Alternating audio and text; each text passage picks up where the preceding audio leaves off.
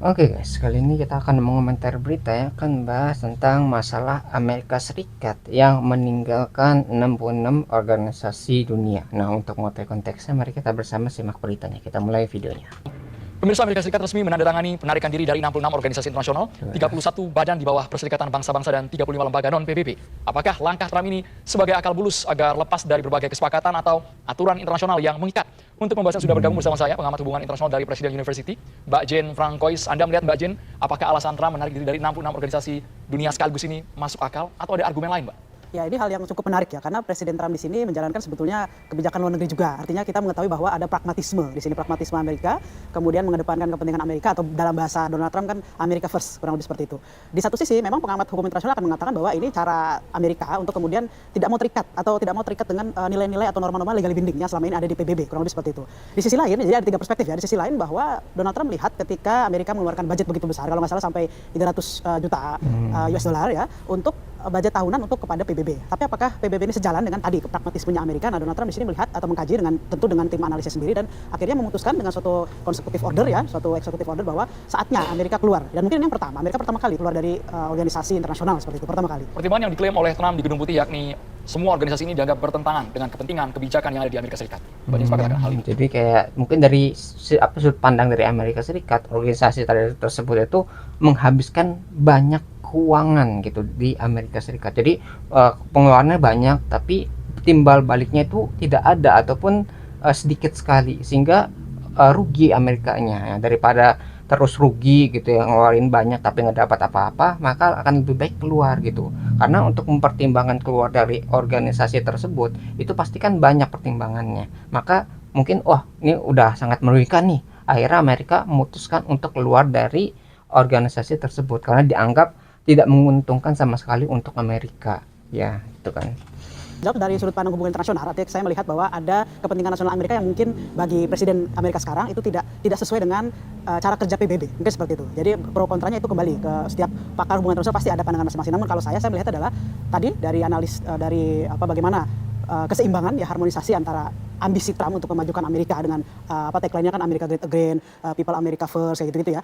Apakah memang sejalan dengan PBB ini? Katakanlah suatu organisasi yang didanai oleh Amerika. Nah, kita melihat bahwa dari PBB sendiri kan menjalankan juga semacam sikap-sikap yang menentang Amerika, mungkin seperti itu. Dan di eranya Donald Trump ini akhirnya pertama kali Amerika keluar dari organisasi tersebut. Karena sikap Amerika juga ditentang oleh dunia. Ya, salah satu. Apalagi secara momentum kemarin mendakwa Presiden Venezuela, Nicolas Maduro, kemudian membuat keonaran mencapai Greenland dan kebijakan kontroversial lainnya. Betul. Termasuk yang 2020 itu ketika climate change ya, mulai ada isu-isu itu, dan kemudian Trump mengatakan pada waktu itu masih di era pertama, untuk apa kita percaya definisi climate change, karena itu suatu kebijakan yang dibuat oleh Cina. Jadi sekali lagi saya melihat keluarnya Amerika ini adalah mungkin tindakan yang bagi Trump adalah yang terbaik gitu ya, untuk bisa mengamankan kepentingan nasional Amerika. Presiden Trump di sini, karena kan kalau kita berbicara Amerika tidak mungkin kita mengesampingkan presidennya ya. Jadi secara level analisis HI kan ada 3 ya, dan kita melihat dari individual level, Trump sebagai presiden melihat bahwa PBB sudah tidak lagi ini sejalan dengan kepentingan nasional Amerika. Kemudian dari 66 organisasi itu kan sebenarnya bertahap ya. Dari pertama kan WHO ya, ketika waktu era Covid itu Trump melihat bahwa WHO ini kebijakannya atau pelaksanaannya terlalu membuat Cina ini terlalu naik panggung, kurang lebih seperti itu. Akhirnya ya sudah WHO duluan, kemudian UNESCO kan kita tahu ya bahwa UNESCO ini menyatakan atau mengakui bahwa Palestina ini merdeka. Nah itu, jadi Trump ini sebenarnya sudah dari era pertama ada keinginan untuk itu, namun karena kan kalah ya di waktu Pilpres, dan ketika maju kembali dan jadi presiden kembali, akhirnya menjalankan tadi itu ambisi tadi yang sebelumnya itu. Dengan kata lain, ambisi Trump tidak mau dihalangi atau ditekan oleh pihak manapun. Betul ya, dari sisi individual level ya, seperti itu. Termasuk PBB yang sekarang Trump dicap sudah melanggar aturan hukum internasional. Betul. Ya, itu salah satu sisi yang disayangkan, karena mungkin ada cara. Jadi mungkin Amerika tuh pengen mengatur, ingin bergerak sesuai dengan keuntungannya, tapi karena keuntungannya ini merugikan negara-negara lain gitu, jadi organisasi dunia ya kayak PBB itu menghalangi gitu ya pergerakan dari Amerika Serikat ini gitu. Jadi si AS ini akhirnya keluar dari organisasi tersebut gitu kan. Jadi nggak mau diatur nih sama negara lain atau organisasi lain. Ya daripada diatur ya udah keluar aja gitu. Karena negara Amerika tuh dianggapnya negara yang superpower, memiliki kekuatan gitu. Jadi nggak mau diatur oleh organisasi atau negara lain. seperti presiden Amerika lainnya, katakanlah Joe Biden atau Obama ya. Tapi di sini Trump dari sisi karakternya dan kemudian dari sisi bagaimana mendengar dari konteks analisis strategik domain, artinya dari sisi pertahanan dan keamanan saja, tidak hanya diplomasi. Jadi mengedepankan pertahanan dan keamanan, ya akhirnya ujungnya adalah executive order tadi. Kalau Trump ini sisi yang mungkin lebih mengedepankan diplomasi, mengedepankan semacam ada common goals gitu ya, mungkin akan seperti Joe Biden, akan seperti Obama dan lain sebagainya. Nah itulah satu sisi yang menarik untuk melihat individual level. Mbak Jen, tapi menurut Mbak Jen melihat perilaku karakter kegilaan dalam tanda kutip yang dilakukan oleh Trump ini kan merugikan banyak pihak, mengorbankan nyawa. Ya. Oke. Harusnya kan itu yang dipertimbangkan oleh dunia, jangan lepaskan Trump dari aturan internasional. Ya. Di satu sisi itu disayangkan, tapi ketika eksekutif order ini berjalan, ya, artinya sudah terjadi, sebetulnya tidak keluar serta-merta seperti pada waktu itu ya Indonesia keluar dari PBB ya karena konfrontasi dengan Malaysia, tapi lebih kepada budgetary tadi. Jadi yang 300 juta per tahun itu ya dalam US dollar akhirnya bisa di-saving oleh pemerintahan Trump untuk kepentingan Amerika. Artinya Trump dalam pidatonya pada waktu itu juga dikonfirmasi oleh Secretary of State ya Marco Rubio bahwa uang ini tuh didapat dari the blood and tears-nya orang Amerika, tapi kenapa terus digunakan untuk organisasi yang tidak pro Amerika, kalau seperti itu. Nah mungkin yang terjadi saat ini adalah kita akan memprediksi ya mungkin dalam 5 sampai 10 tahun ke depan bahwa kegiatan PBB nantinya ya di satu sisi yang tadi ya menyalahi hukum internasional, tapi di sisi lain artinya kan panggung Amerika ini sebenarnya berkurang dalam hal itu. Jadi mungkin kalau umpamanya di Indonesia misalnya uang pajak kita digunakan seluruhnya atau sebagian besar digunakan untuk ngebantu negara lain, sedangkan negara kita sendiri itu masih banyak orang miskin, masih banyak orang yang tidur di jalan dan sebagainya. Jadi bukannya uang tadi itu ya, uang yang penghasilan dari negara sendiri itu digunakan untuk memperbaiki keadaan negara penghasil uangnya, misal dari pajak dan sebagainya, tapi untuk membantu negara lain gitu. Jadi itu pikiran Amerika. Jadi Amerika itu mungkin sekarang lagi defisit nih ekonominya, sedang banyak bermasalah, banyak pengangguran, banyak orang yang tidur di jalanan, ya banyak yang homeless lah, yang nggak punya rumah gitu. Jadi inflasi tinggi dan sebagainya. Tapi kenapa ekonominya atau tadi ya uang-uang tadi itu tidak digunakan untuk membantu orang-orang tersebut, tapi malah untuk membantu negara lainnya. Nah ini yang mungkin bermasalah sama Amerika ini, sehingga Amerika keluar dari organisasi tersebut ya, maksudnya dari budgetingnya buat keuangannya itu ditarik semua untuk mengembalikan uang-uang tadi itu kepada masyarakat yang membutuhkan di negaranya sendiri gitu. Jadi gitu ya.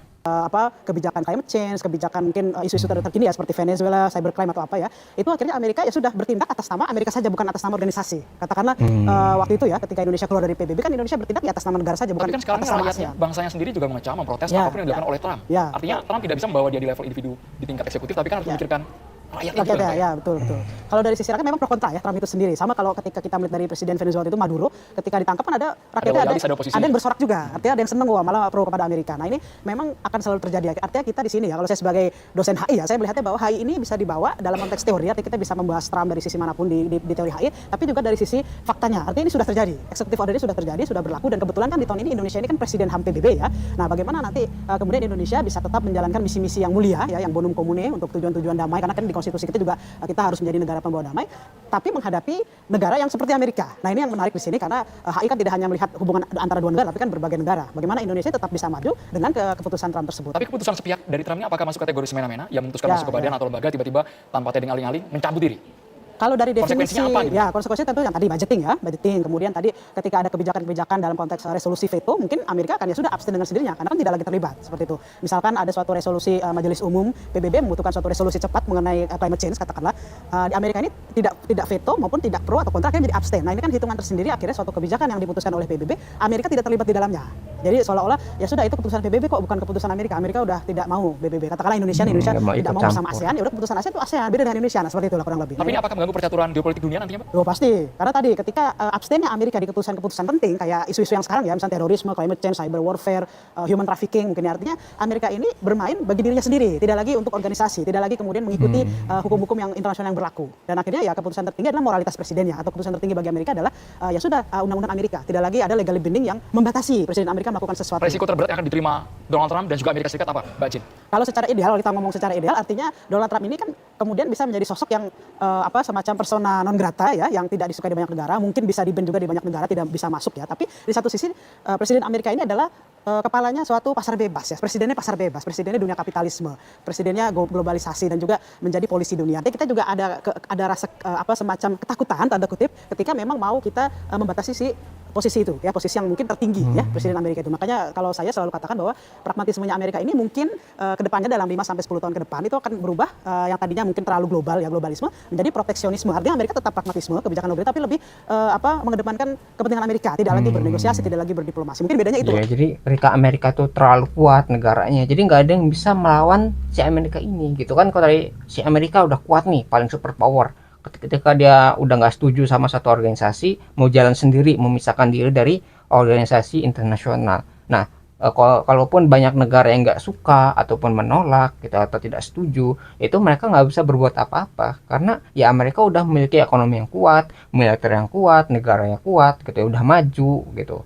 Itu tidak bisa semena-mena kita juga melarang Amerika, karena kalau kita melawan Amerika berarti kita harus menghadapi militernya Amerika juga ya, entah itu dari politiknya, militernya, ekonominya gitu. Kalau kita misalnya diembargo sama Amerika berarti kita nggak bisa apa-apa karena Amerika sudah terpisah tadi. Apapun yang dilakukan oleh Amerika itu ya karena untuk keuntungan atau kepentingan dari Amerika itu sendiri, jadi udah nggak mikirin negara-negara lain ya. Jadi dianggapnya organisasi internasional itu menghambat keberlanjutan dari negara Amerika ya, makanya memisahkan diri sekarang.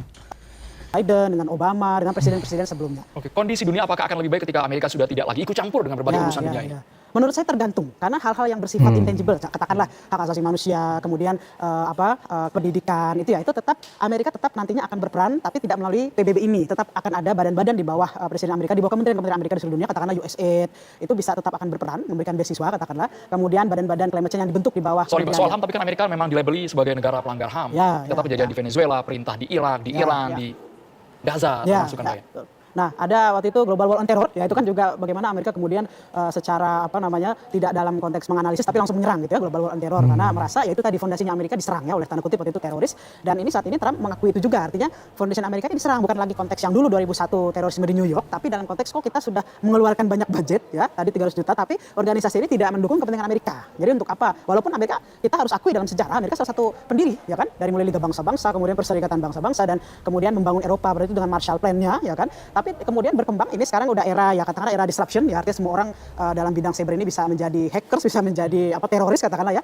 Amerika ini melihat ada kekhawatiran di sana. Jadi tahu dari mana kalau PBB ini yang mendukung kepentingan nasional Amerika. Mungkin suatu hari atau suatu saat, mungkin 5 sampai 10 tahun lagi Indonesia dengan ASEAN, apakah Indonesia merasa masih benefit ya dengan berada di ASEAN, mungkin akan terpikir ke sana, karena ini seolah-olah kayak menjadi contoh ya, kayak misalkan Afrika nanti, misalkan katakanlah negara Senegal melihat African Union ini apakah benefit ya bagi kepentingan nasional Senegal. Karena pada waktu itu kan kenapa terbentuk PBB kan karena perang ya. Jadi yang saya tangkap Amerika berpikir bahwa ini merupakan sebuah bisnis, ketika ada sebuah investasi menjadi donatur, ya mau tidak mau harus itu harus berpihak kepada profitnya ya, kurang lebih itu. Donald Trump. Ya, apalagi Trump kan pebisnis kan, kita tahu. Ya, jadi mungkin ada benturan kepentingan ini. Jadi ketika ada benturan kepentingan ini tidak menguntungkan Amerika, akhirnya Amerika keluar dari organisasi tersebut. Dianggapnya kayak, wah ini udah lama dibiayain, udah lama dibimbing, udah lama dikasih bantuan, tapi kok tidak menguntungkan bagi Amerika. Bahkan Amerika tuh emang punya konsep tadi kapitalisme. Jadi apapun yang sudah diinvestasikan harusnya membawa keuntungan kepada Amerika. Tapi kalau apapun yang diinvestasikan tadi ya, dari uangnya, bantuan militer ya, bantuan kemanusiaannya itu tidak dianggap bagus atau tidak mengembalikan keuntungan yang sudah diberikan, maka mereka merasa dirugikan gitu ya. Jadi uang Amerika, bantuan militer Amerika, terus bantuan tadi kemanusiaan juga itu udah dikeluarkan, tapi kok nggak ada manfaat yang didapatkan dari bantuan tadi gitu. Jadi nggak ada timbal baliknya, sehingga Amerika itu menganggap, oh buat apa saya investasi sana, buat apa saya ngeluarin uang kalau misalnya uang tadi itu tidak bermanfaat untuk saya juga gitu. Jadi nggak ada timbal baliknya sama sekali, dianggapnya seperti itu, sehingga Amerika tuh memutuskan untuk keluar dari organisasi internasional ya. Jadi memang keputusannya tuh dianggap kayak ingin mempertahankan atau menguntungkan kewarganegaraan dari Amerikanya. Ya. Tapi ke depan Mbak Jen melihat ketika Amerika sudah mencabut diri dari 66 organisasi dunia, saya sih berpikir imbasnya akan ada negara yang mengikuti Trump. Nah itu menjadi contoh kan. Atau buat mereka baru karena tidak ikut cawi-cawi bahasanya di dalam sebuah komunitas dunia. Ya, cawi-cawi tidak cawi-cawi dalam konteks yang formal PBB, tapi cawi-cawi dalam konteks lain yang tadi saya bilang kan bisa USAID atau climate change lembaganya yang dibuat oleh Amerika gitu ya. Artinya tetap Amerika tetap akan mencari pasar dan tetap akan menjalankan kepentingan nasional Amerika tadi, pragmatisme tanpa PBB gitu. Siapa Mbak jadi yang akan menghentikan cara barbar Trump selama ini? Kalau menurut saya yang tepat untuk kemudian bisa katakanlah mengubah ya. Kalau kalau syukur-syukur bisa 100% diubah, artinya Amerika kembali lagi dan Indonesia kembali berjalan lagi. Itu kalau menurut saya negara-negara yang tidak ada semacam kepentingan atau konflik dengan Trump itu sendiri. Contoh misalnya Indonesia bisa. Indonesia kan tahun ini presiden HAM PBB, kemudian pada waktu itu Presiden Prabowo terlihat dekat dengan Trump di beberapa pertemuan kan. Artinya Presiden Prabowo berpeluang untuk kemudian mempengaruhi secara individual level ya, bahwa Presiden Trump kita akui bahwa PBB ini kan lembaga milik dunia ya, artinya tidak hanya satu kepentingan Amerika, tapi bagaimana adakah cara lain selain keluar gitu ya, langsung menarik diri dengan ekstrim. Nah, mungkin salah satunya Presiden Prabowo saya yakin bisa. Itu masuknya dari jalur diplomasi Indonesia yang dikirim tentu. tadi Presiden Iya. Dewan HAM. Itu merupakan sejarah juga buat kita. Betul. Terima kasih banyak Mbak Jeng Ya, Langkoi sudah bergabung di Kabar Petang. Gitu ya. Jadi mungkin keluar dari Amerika ini bisa meningkatkan konflik ya di dunia. Karena nih Amerika itu memiliki militer yang kuat, ekonomi yang kuat. Ketika negara ini tuh tidak mau ikut campur, bahkan mungkin melawan, itu bisa menyebabkan konflik yang lebih besar. Ya bayangin kalau misal tadi Amerika itu melawan dunia gitu kan, itu Amerika punya nuklir nih, ini punya kekuatan militer yang sangat besar sekali. Ya bayangin kalau misalnya ada Amerika nggak suka tiba-tiba ngeluarin nuklir gitu, itu kan akan berbahaya untuk dunia.